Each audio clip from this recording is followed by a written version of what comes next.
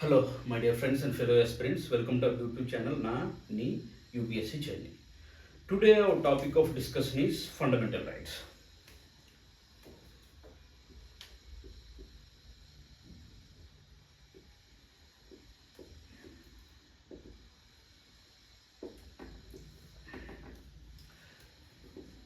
ఇది మనకి 20 minutes video ఉంటుంది.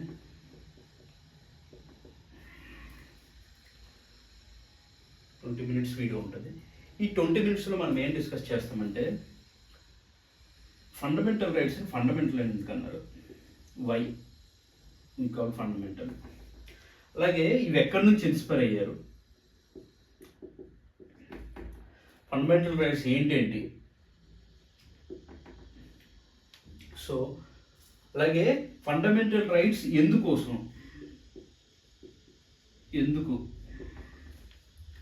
సో ఇవన్నీ వీటి హిస్టరీ ఏంటి, ఈ హిస్టారికల్గా ఇవి ఎందుకు మన కాన్స్టిట్యూషన్లో పెట్టాల్సి వచ్చింది, సో ఇవన్నీ మనం ఈరోజు డిస్కస్ చేద్దాం. అలాగే టైప్స్ ఏంటి అంటే సబ్జెక్ట్ మ్యాటర్ వైజ్ వీటిని మనం డివైడ్ చేస్తే ఇన్ని టైప్లో డివైడ్ చేయొచ్చు.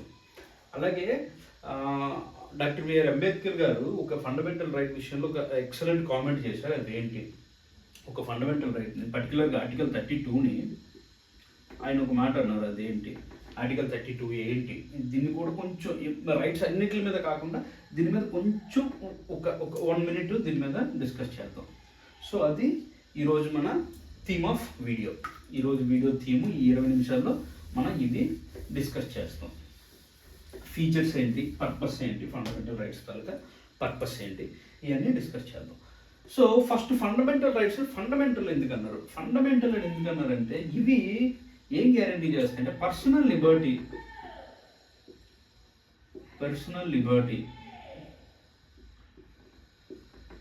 అలాగే డిగ్నిటీ ఆఫ్ ఇండివిజువల్,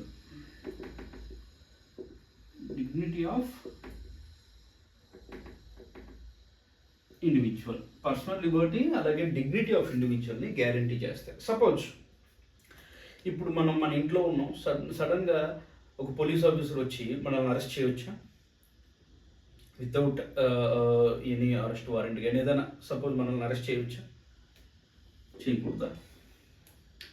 అలాగే మనం ఎక్కడికైనా వెళ్ళాలనుకుంటున్నాం, సపోజ్ మనం ఎక్కడికైనా వెళ్ళాలి అనుకుంటున్నాం, వెళ్ళొచ్చా వెళ్ళకూడదా? మన పిల్లల్ని స్కూల్లో అడ్మిట్ చేయాలనుకుంటున్నాం, చేయొచ్చా చేయకూడదా? అంటే మనం చేయగలమా చేయలేమా? సో మన ఆ స్కూల్ వాళ్ళు అడ్మిషను మనకి మీరు పర్టికులర్ కాస్ట్ కాబట్టి మీకు అడ్మిషన్ ఇవ్వము అని అంటే అలా అనొచ్చా అనకూడదా? సో ఇవన్నీ కూడా మనము ఇందులో డిస్కస్ చేస్తాం. పర్సనల్ లిబర్టీ ఇస్తుంది, డిగ్నిటీ ఆఫ్ ఇండివిజువల్ ఇస్తుంది. కాబట్టి ఫండమెంటల్ నీడ్స్ కదా ఇవి. ఒక హ్యూమన్ బీయింగ్కి ఫండమెంటల్ నీడ్స్ ఏంటి? పర్సనల్ లిబర్టీ, ఫ్రీడమ్ ఉండాలి. అలాగే డిగ్నిటీ ఆఫ్ ఇండివిజువల్, మన డిగ్నిటీ మనం కాపాడుకునేటట్టు పక్కలు మన డిగ్నిటీ మీద అటాక్ చేయకుండా ఉండాలి. సో ఈ ఫండమెంటల్ నీడ్స్ కాబట్టి ఫండమెంటల్ రైట్స్ అన్నారు. అదొకటే కారణమా? ఇంకో కారణం ఉంది. ఫండమెంటల్ అనడానికి ఇంకో కారణం ఏంటంటే ఫండమెంటల్ లా ఏంటి మంది, ఒక కంట్రీకి ఫండమెంటల్ లా ఏంటంటే కాన్స్టిట్యూషన్. ఈ కాన్స్టిట్యూషన్ ఫండమెంటల్ లా అయితే ఈ ఫండమెంటల్ రైట్స్ని ఫండమెంటల్ లా ఏంటి? Fundamental law of A country is constitution కదా. ఈ కాన్స్టిట్యూషన్ వీటిని గ్యారంటీ చేస్తుంది, అలాగే ప్రొటెక్ట్ చేస్తుంది.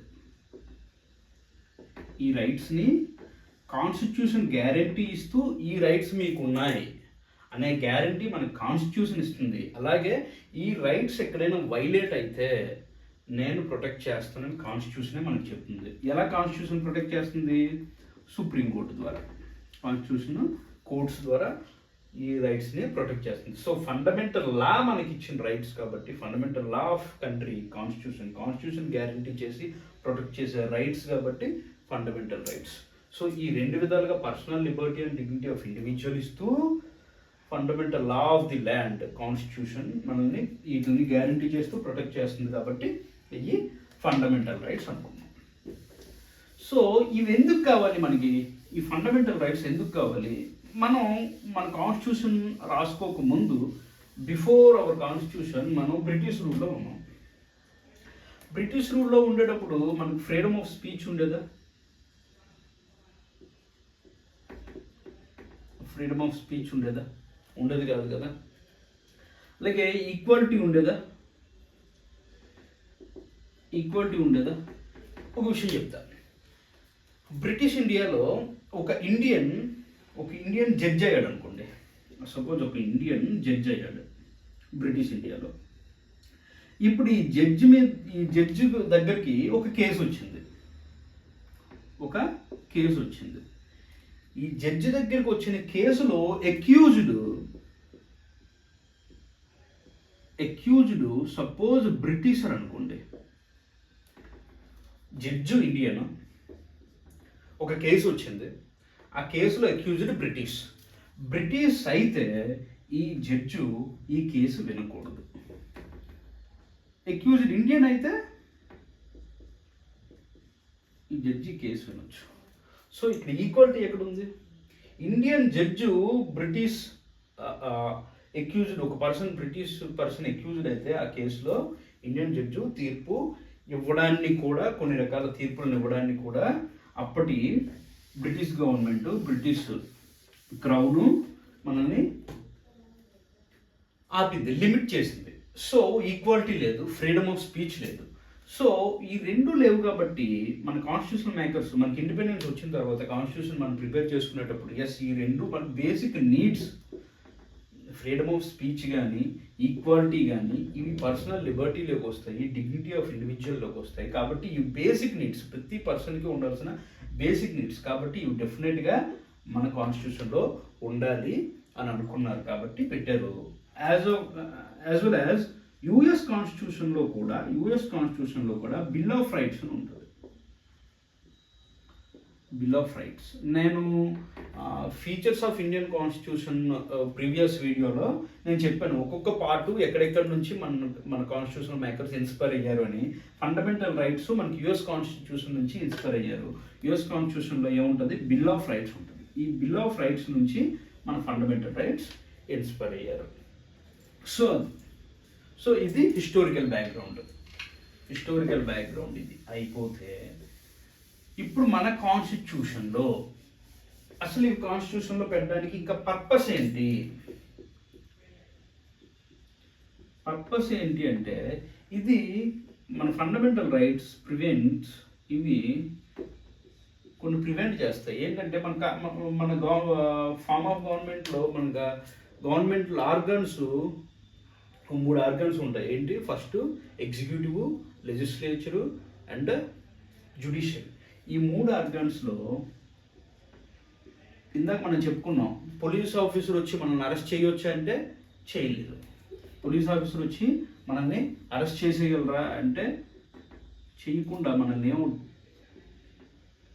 tyranny ఆఫ్ ఎగ్జిక్యూటివ్ అంటే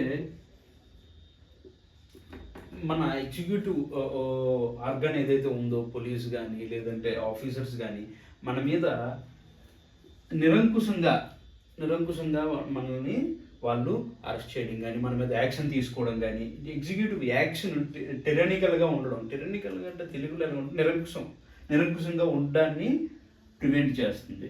సో అలాగే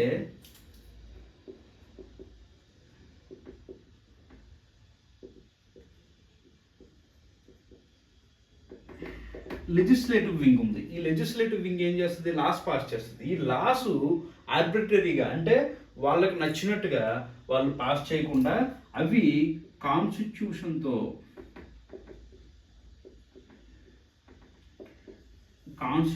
అగ్రీ చేసేలాగా, కాన్స్టిట్యూషన్ని ఇవి ఎప్పుడు కూడా వైలేట్ చేయకుండా ఉండేలాగా ఫండమెంటల్ రైట్స్ని పర్టికులర్గా వైలేట్ చేయకుండా ఉండేలాగా ఈ ఆర్బిట్రరీనెస్ ఆఫ్ లాస్, ఈ లాస్ని ఫండమెంటల్ రైట్స్ని వైలేట్ చేసే లాస్ పాస్ చేయకుండా ప్రివెంట్ చేస్తాయి ఈ ఫండమెంటల్ రైట్స్. అండ్ అలాగే మనకి ఆల్రెడీ చెప్పుకున్న పర్సనల్ లిబర్టీ ఉంటుంది, అదంతా చెప్పుకున్నాం. సో ఇది పర్పస్, ఫండమెంటల్ రైట్స్ యొక్క పర్పస్ ఇది. సో దాని తర్వాత మనం చెప్పుకోవాల్సింది ఫీచర్స్ ఏంటి, ఫండమెంటల్ రైట్స్ ఫీచర్స్ ఏంటి. ఈ జస్టిసియబుల్ అంటే వీటిని ఎవరైనా వైలేట్ చేస్తే, ఫండమెంటల్ రైట్స్ ఒకవేళ మీకు వైలేట్ అయితే మనం డైరెక్ట్గా సుప్రీంకోర్టుకి వెళ్ళి నా ఫండమెంటల్ రైట్స్ వైలేట్ అయ్యాయి అని చెప్పొచ్చు. రైట్స్లో ఇంకా చాలా రకాలు ఉంటాయి. ఓకే, ముందు అది చెప్దాం. అది చెప్పిన తర్వాత ఈ ఫీచర్స్ గురించి మాట్లాడుకుందాం. ఫస్ట్ లీగల్ రైట్స్ని రెండు రకాలుగా విభజించవచ్చు. ఒకటి కాన్స్టిట్యూషనల్, రెండు నాన్ కాన్స్టిట్యూషనల్.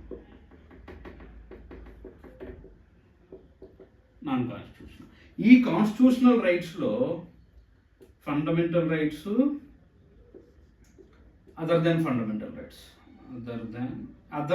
కాన్స్టిట్యూషనల్ రైట్స్ అనుకుందయ్యా, అదర్ కాన్స్టిట్యూషనల్ రైట్స్. ఇందులో other legal rights.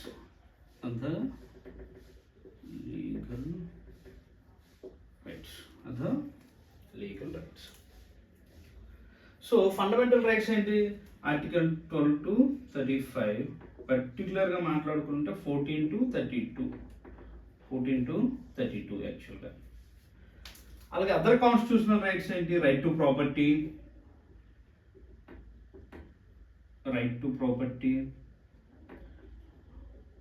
Right to marry, ఇవన్నీ అదర్ కాన్స్టిట్యూషనల్ రైట్స్లోకి వస్తాయి.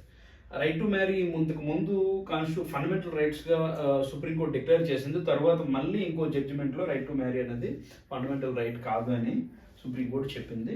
అది మనం ఆర్టికల్ 21 డిస్కస్ చేసేటప్పుడు దాని గురించి మాట్లాడుకుందాం. సో ఫండమెంటల్ రైట్స్ ఇవి, అదర్ కాన్స్టిట్యూషనల్ రైట్స్ ఇవి. లీగల్ రైట్స్ ఏంటి? ఇప్పుడు మనకి డిస్కషన్లో ఉంది, ఇప్పుడు ప్రజెంట్ మనకి లోక్సభలో ఉంది, ఇది ఉపాధి హామీ పథకం, MNEGRA సంథింగ్ ఏదో ఉంటుంది, మన్రేగా. ఈ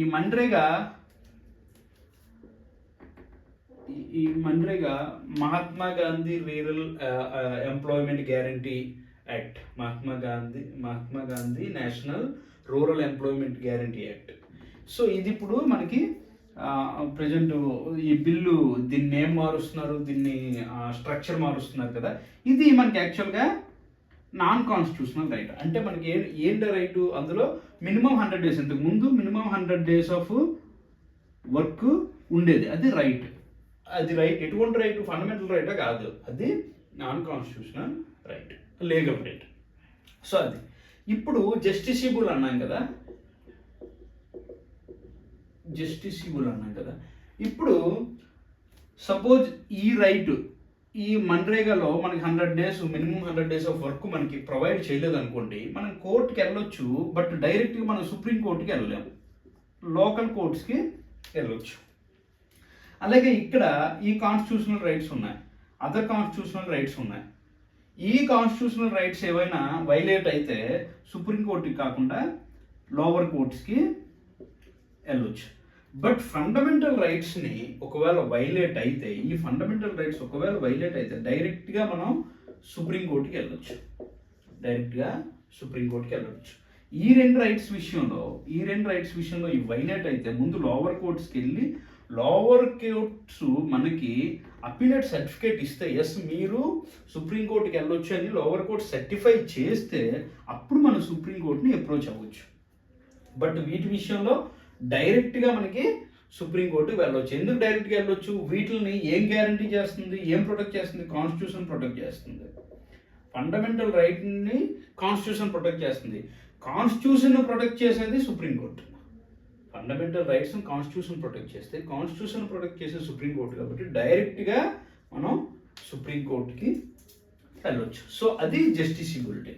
వీటిని డైరెక్ట్గా మనం కోర్టులో ఛాలెంజ్ చేయొచ్చు. నెక్స్ట్, ఇవి అబ్సల్యూట్ రైట్సా అంటే అబ్సల్యూట్ రైట్స్ అంటే కాదు, అబ్సల్యూట్ రైట్స్ కాదు. ఇవి కొన్ని కొన్ని రీజనబుల్ రిస్ట్రిక్షన్స్ ఉంటాయి. ఆ రీజనబుల్ రిస్ట్రిక్షన్స్ సెపరేట్ వీడియో చేస్తా. ఎన్ని టైప్ ఆఫ్ రీజనబుల్ రిస్ట్రిక్షన్స్ ఉన్నాయి, ఏ రీజనబుల్ రిస్ట్రిక్షన్స్ ఏ రైట్కి అప్లై అవుతుంది అనేది. రీజనబుల్ రిస్ట్రిక్షన్స్ కొన్ని ఉంటాయి, వాటికి లోబడి ఈ రైట్స్ మనకి ఇచ్చారు. ఇవి అబ్సల్యూట్ రైట్స్ కాదు. కొన్ని రీజనబుల్ రిస్ట్రిక్షన్స్ ఉంటాయి, వాటికి లోబడి మనకి ఈ రైట్స్ ఉంటాయి. సో అది అలాగే ఇవి సస్పెండ్ చేయొచ్చా, ఈ రైట్స్ని సస్పెండ్ చేయొచ్చా? ఎస్, సస్పెండ్ చేయొచ్చు. స్టేటు ఈ రైట్స్ని సస్పెండ్ చేయొచ్చు. ఎప్పుడు? నేషనల్ ఎమర్జెన్సీ టైంలో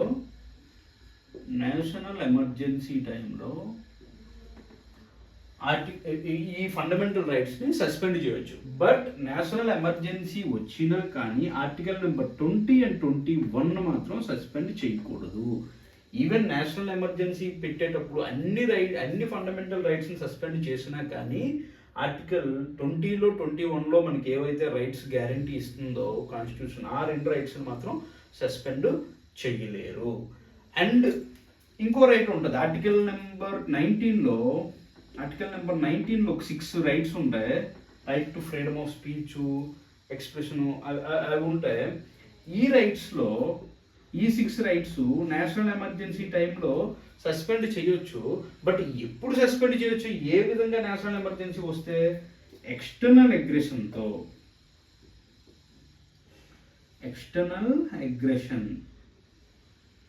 అగ్రెషన్ ద్వారా ఒకవేళ నేషనల్ ఎమర్జెన్సీ పెడితే, ఎక్స్టర్నల్ అగ్రెషన్ ద్వారా నేషనల్ ఎమర్జెన్సీ వస్తే, ఎక్స్టర్నల్ అగ్రెషన్ అంటే వార్. సపోజ్ ఇండియా వార్లో ఉంది ఏదైనా కంట్రీతో, వార్లో ఉండేటప్పుడు మాత్రమే ఆర్టికల్ 19లో ఉండే ఈ 6 రైట్స్ని సస్పెండ్ చేయొచ్చు. అదర్ దాన్ ఇంకేదైనా విధంగా నేషనల్ ఎమర్జెన్సీ వస్తే ఆర్టికల్ నెంబర్ 19 కూడా సస్పెండ్ చేయకూడదు. సో అది వీటి యొక్క ఫీచర్స్. నెక్స్ట్ ఇప్పుడు ఇది బేసిక్స్ అంతా మనం చెప్పుకున్నాం. ఇవి ఎక్కడ ఉన్నాయి? ఫండమెంటల్ రైట్స్ కాన్స్టిట్యూషన్లో ఎక్కడ ఉన్నాయి? పార్ట్ 3లో ఉంటాయి. Article number 12 to 35. Article number 12 to 35 part 3 of Indian కాన్స్టిట్యూషన్లో ఉంటాయి. ఆర్టికల్ నెంబర్ 12 వచ్చి మనకి ఏం చెప్తుంది అంటే, ఆర్టికల్ నెంబర్ 12 స్టేట్ అంటే ఏంటి, డెఫినేషన్ ఆఫ్ స్టేట్ చెప్తుంది.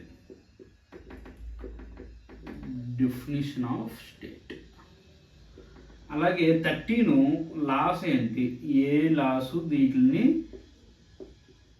ఈ ఫండమెంటల్ రైట్స్ను వైలేట్ చేయకూడదు అనేది 13లో చెప్తుంది. అలాగే 14 to 32 రైట్స్ ఏంటి, అవి సబ్జెక్ట్ మ్యాటర్. ఇందాక చెప్పాను కదా, అవి ఒకవేళ మనం డివైడ్ చేస్తే, సబ్జెక్ట్ మ్యాటర్ వైజ్ డివైడ్ చేస్తే ఎలా డివైడ్ చేయొచ్చు అంటే, సబ్జెక్ట్ మ్యాటర్ వైజ్ ఒకవేళ డివైడ్ చేస్తే,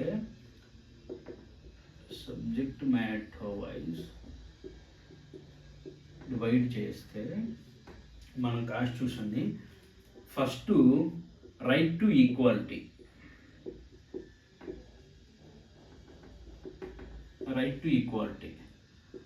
article number 14 to 18.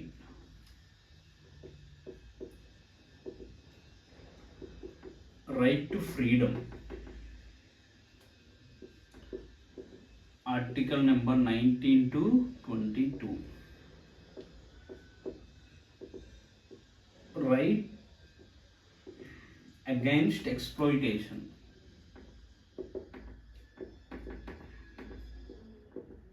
Article number 23 and 24. Fourth one, right to freedom of religion, article number 25 to 28.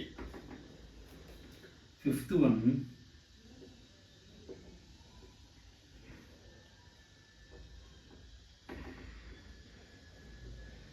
Cultural and educational rights.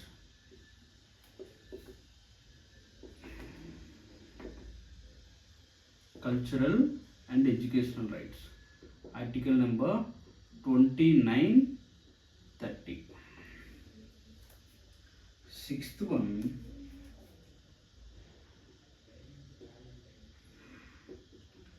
Right to constitutional remedies, article number 32. So ఇక్కడ మనం చూస్తే article right to freedom of religion అన్నాం 25 to 28. మనం ఇంతకు ముందు preamble వీడియోలో మనం చెప్పుకున్నాం, మన కాన్స్టిట్యూషన్లో సెక్యులర్ అనేది మనకి ఎక్స్ప్లిసిట్గా చెప్పలేదు కానీ ఇంప్లిసిట్గా మనకి ఫండమెంటల్ రైట్స్లో ఆర్టికల్ నెంబర్ 25 to 28లో రిలీజియన్, ఫ్రీడమ్ ఆఫ్ రిలీజియన్ అనేది ఉంది. ఈ ఫ్రీడమ్ ఆఫ్ రిలీజియన్ మనకి సెక్యులర్ స్టేట్ ఇండియా అనేది మనకి ఇంప్లిసిట్గా చెప్తుంది అని చెప్పుకున్నాం. సో అది ఈ right to freedom of religion 25 to 28. మనం అబ్జర్వ్ చేస్తే 12-13 చెప్పాం. 12-13 ఏం చెప్పాం, స్టేట్ అంటే ఏంటి, లా అంటే ఏంటి అనేది చెప్తాయని చెప్పాం.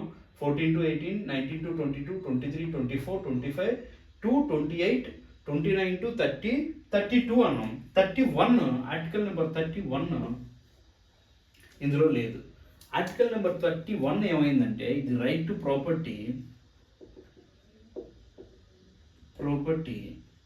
దీన్ని ఆర్టికల్ నెంబర్ 31ని రిమూవ్ చేస్తారు, డిలీట్ చేసేసి దీన్ని ఆర్టికల్ నెంబర్ 300Aలో legal right and constitutional right, కాన్స్టిట్యూషన్లో ఉన్నాయని కాన్స్టిట్యూషనల్ రైట్స్, కాన్స్టిట్యూషనల్ రైట్గా ప్రొవైడ్ చేశారు. ఆర్టికల్ 31ని డిలీట్ చేసేసి 300Aలో రైట్ టు ప్రాపర్టీ అనే దాన్ని యాడ్ చేశారు. సో ఇది మనకి రైట్స్ ఎన్ని విధాలుగా ఉన్నాయి అని. సో ఈరోజు ఇక్కడితో ఆపేద్దాం. సో మనకి ఇదంతా చెప్పుకున్నాం కాబట్టి ఇక్కడితో ఆపేద్దాం. తర్వాత మనం ప్రతిదీ అంటే ఆర్టికల్ నెంబర్ 12 ఏంటి, 12లో పార్ట్స్ ఏంటి, ఆర్టికల్ నెంబర్ 13 ఏంటి, 13లో పార్ట్స్ ఏంటి, 14 ఏంటి, 14 రైట్ టు ఈక్వాలిటీ అన్నాం కదా, right to equality before law, అలాగే రైట్ అగైన్స్ట్ డిస్క్రిమినేషన్. సో ఇవన్నీ 14 ఆర్టికల్ నెంబర్ 14 ఏంటి, 15 ఏంటి, 16 ఏంటి, 17 ఏంటి, 18 ఏంటి, అలాగే ఆర్టికల్ 19లో ఉన్న 6 పార్ట్స్ అని చెప్పాం కదా ఇందాక. నేషనల్ ఎమర్జెన్సీ టైంలో ఆర్టికల్ 19లో గ్యారంటీ చేసిన 6 రైట్స్ని మనకు వైలేట్ చేయలేరు, మనకి వాళ్ళు సస్పెండ్ చేయలేరు, స్టేట్ సస్పెండ్ చేయలేదు అని చెప్పాం కదా. ఆర్టికల్ నెంబర్ 19లో ఉన్న 6 ఏంటి. సో ఇవన్నీ మనం ఎలాబరేట్గా ఒక్కొక్క ఆర్టికల్ని ఎలాబరేట్గా ఒక్కొక్క వీడియోలో డిస్కస్ చేసుకుందాం. ఫండమెంటల్ రైట్స్ చాలా మనకి ప్రిలిమ్స్లో కానీ మెయిన్స్లో కానీ ఇంటర్వ్యూలో యూపీఎస్సీ పరంగా అలాగే స్టేట్ పిఎస్సీ పరంగా కూడా ఇది చాలా ఇంపార్టెంట్ టాపిక్. సో అందుకే కొంచెం ఎలాబరేటివ్గా ఇది మనం వీడియోస్ డిస్కస్ చేద్దాం. సెకండ్ వన్, నాకు కొంతమంది మెసేజ్లు పెట్టారు కొంతమంది, ఏంటంటే రివిజన్ ఎలా చేయాలి అని. ఈ రివిజన్ ఎలా చేయాలి అనేది నేను ఒక వీడియో చేస్తాను, హౌ టు రివైజ్ టాపిక్స్. అంటే ఓన్లీ యూపీఎస్సీకే కాకుండా ప్రతి ఎగ్జామ్కి కూడా రివిజన్ ఎలా ఉంటే బాగుంటుంది అనేది నేను ఫాలో అయ్యే ఒక స్ట్రాటజీ నేను చెప్తాను. బట్ ఈ ఫండమెంటల్ రైట్స్ ఈ టాపిక్ కొంచెం లెంతీ టాపిక్ కాబట్టి మధ్యలో ఎప్పుడైనా రివిజన్ అనేది ఎలా చేయాలి ఏంటి, నేను ఎలా చేస్తున్నాను రివిజన్ అనేది ఒక వీడియో పెడతాను. Thank you.